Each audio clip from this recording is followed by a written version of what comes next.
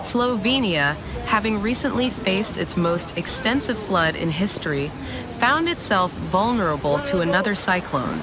Despite a brief break, the recurrence of landslides led to further destruction. The floods ravaged a significant portion of the nation, severing communication links to numerous villages. Intense rainfall impacted the southwestern coastal area and the Goriška region in the west. Consequently, numerous roads, streets, and structures were submerged, causing disruptions to traffic flow.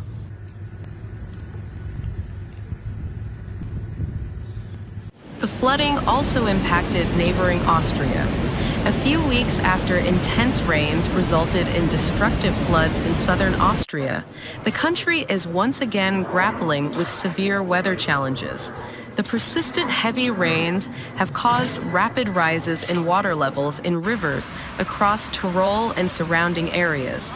Substantial portions of Austria are grappling with road closures, and landslides have disrupted the railroad line at Brenner Pass. The Inn River's water level in Innsbruck has surged to a level not seen in a century.